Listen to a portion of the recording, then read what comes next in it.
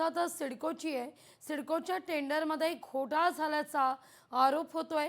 लाडक्या कंत्राटदाराला खुश करण्याकरता नियमांची मोडतोड करण्यात आली का, हा मुद्दा उपस्थित आहे। एकनाथ शिंदेंच्या नगरविकास खात्यात चाललंय तरी काय, हा सवाल या निमित्तानं उपस्थित केला जातोय। आढावा घेतला आपल्या प्रतिनिधी आकांक्षा देशमुख यांनी।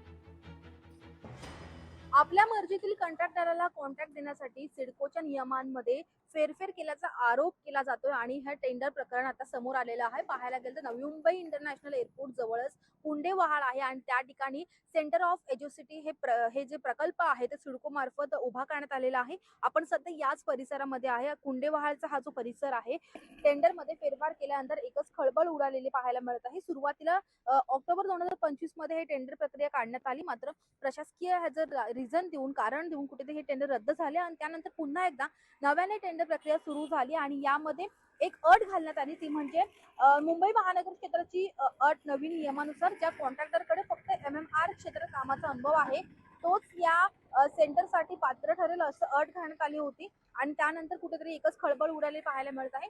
सिडको ही नगरविकास खात्याच्या अंतर्गत येत आहे आणि सिडकोचं हे जे खातं आहे ते नगरविकास खातं ते एकनाथ शिंदे यांच्याकडे आहे। त्यामुळे आता एकनाथ शिंदे यांच्याकडे ही मागणी जाते का, हे प्रकरण जातंय का, किंवा उच्चस्तरीय याची चौकशी होते का, हे देखील पाहणं महत्त्वाचं असेल। मात्र एक गोष्ट खरी आहे की जी सिडकोमध्ये अनेक घोटाळे आतापर्यंत समोर आलेले आहेत, त्यामध्ये जो रोहित पवार यांनी जो घोटाळा समोर आणला होता तो देखील असं नवीनच आहे, त्याची देखील चौकशी सध्या सुरू आहे आणि त्यानंतर आता पुन्हा एकदा टेंडर प्रक्रियेचा घोटाळा समोर आल्यानंतर एकच खळबळ उडालेली आहे। व्हिडिओ जर्नलिस्ट सुमित सहा, मी आकांक्षा देशमुख, लोकशाही मराठी, नवी मुंबई। लोकशाही मराठी ऐका, पहा, जागरूक रहा।